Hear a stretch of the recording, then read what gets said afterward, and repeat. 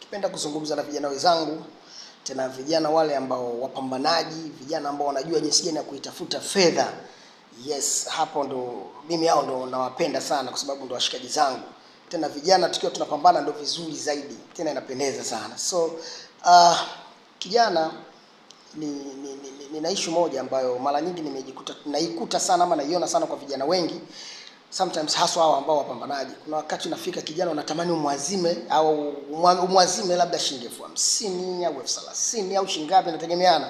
Lakini kijana huyu mpambanaji ukimfuata ukimwambia niazime, basi naomba niazime hela kiasi fulani, akakwambia sina. Na wakati mwingine sio anakwambia sina ukajua labda anazingua, na ni kweli ukiangalia unakuta anamaanisha kwamba kweli yeye pesa hana.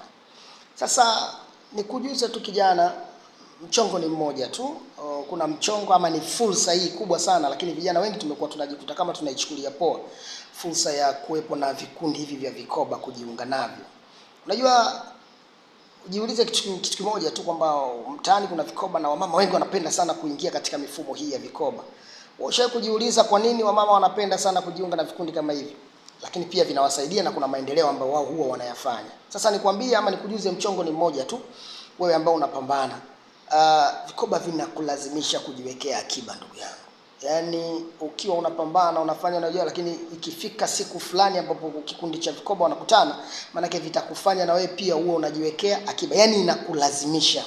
Unajikuta hizi kiasi fulani cha fedha ndogo ndogo, yani wewe kwako sio shida zako. Unaweza kujikuta tu unakuwa na fedha na maisha yanafanya nini? Yanaendelea. Kwa hiyo nikujuze tu kijana, vikoba pia ni mchongo, usivichukulie poa. Yaani chukulia kama ni fursa, kama fursa zingine. Kwa sababu vikoba kuna wakati vinakwenda huwa vinavunjwa. Kishavunja watu wanapata fedha zao, maisha yanafanya nini? Yanaendelea. Kwa hiyo unajikuta wewe kijana ambaye huna kiwanja, unaweza kujikuta ukapata kiwanja.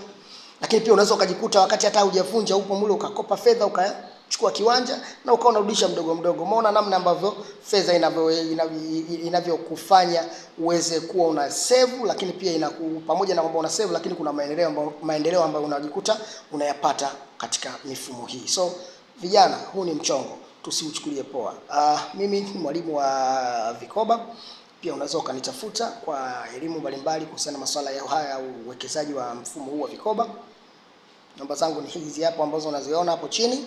Kwa hivyo tutafutane, tuelekezane, tujuzane jinsi gani ya kutumia ama kujiunga na mifumo hii. Sisi ama mimi nafundisha jinsi gani ya kuanzisha vikundi hivi vya vikoba, na jinsi gani ya kuviendeleza, na jinsi gani ya kuhifadhi fedha kuhakikisha pesa zinakuwa katika mifumo rafiki ama salama zaidi. Asante.